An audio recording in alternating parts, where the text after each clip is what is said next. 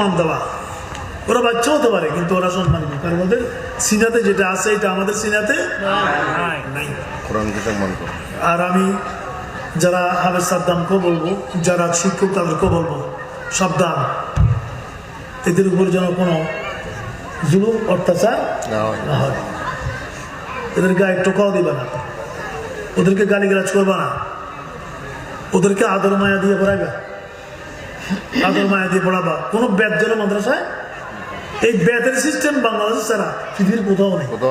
বাংলাদেশেও এটা অবৈধ করে দেওয়া হয়েছে আইনে, এটা পৃথিবীর কোথাও নেই। ব্যাদ দিয়ে গরু নাকি ছাগল নাকি, গরু ফিটানো তো যায় যাবে না,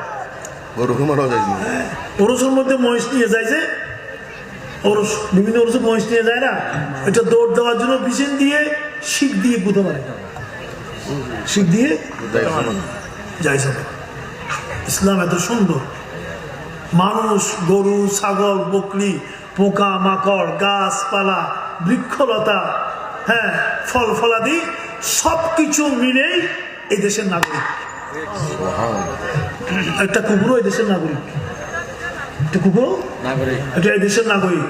একটা কুকুর ঘুমাচ্ছে, আপনি যদি তাকে ঢিল মারেন, মারি না আমরা, ওকে যদি ঢিল মারেন সেটা অপরাধ। কিয়ামতের ময়দানে সেই কুকুরটা উঠবে, প্রথমে তার পা ভেঙে গেছে, খোঁড়াতে খোঁড়াতে সে উঠবে, উঠে বলবে মাওলা আমি ওই হুজুরের বিরুদ্ধে আল্লামা ফাহামা, হ্যাঁ অমুক বড় অমুক, এটা আমাকে ঢিল বাড়ছে, আমি আজকে এটা বিচার চাই, আমি ওটার বিচার চাই।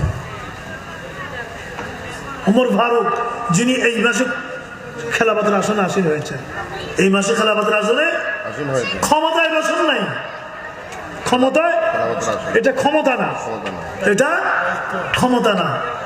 অন্যতা বলে আমাদেরকে ক্ষমতা দেন, আমাদেরকে ক্ষমতা দেন, ক্ষমতা, সমস্ত ক্ষমতা আন্নাল কুওয়াতা লিল্লাহি জামিআ, সব ক্ষমতার মালিককে।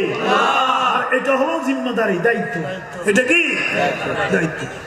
উনি বলেছেন, ফারুক আজম এই মাসে যিনি খেলাফতের জিম্মাদারি, উনি বলেছেন যে একটা মেষের ছাড়া যদি কিয়ামতের ময়দানে রাস্তা খারাপ হওয়ার কারণে হাঁটতে গিয়ে পাটা ভেঙে যায়, কিয়ামতের ময়দানে যদি আমার বিরুদ্ধে মামলা দায়ের করে, আমি ওমর কি জবাব দিব, এই চিন্তায় আমি কান্না করি।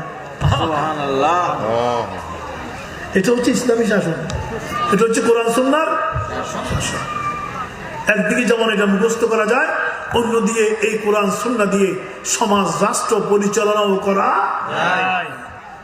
আল্লাহু আকবার বলবেন না? হাত তুলে বলুন আল্লাহু আকবার। নারায়ে তাকবীর, নারায়ে রিসালাত, আহলে সুন্নাত ওয়াল জামাত জিন্দাবাদ, জিন্দাবাদ। কোরআন সুন্নাহর আলো ঘরে ঘরে জালো, এই মুহূর্তে দরকার কোরআন সুন্নাহর আল্লাহ রাসূল নিয়োগ দেন। আল্লাহ পাক হেফজখানাকে কবুল করে এটাকে আমাদের সবার জন্য যাদের ওসিলা করুক, এই তাকে আলোকিত করুক কোরআন আলোতে, সারা দেশ কোরআন সুন্নাহর আলোতে আলোকিত। আসসালামু আলাইকুম ওয়া রাহমাতুল্লাহি ওয়া বারাকাতুহু।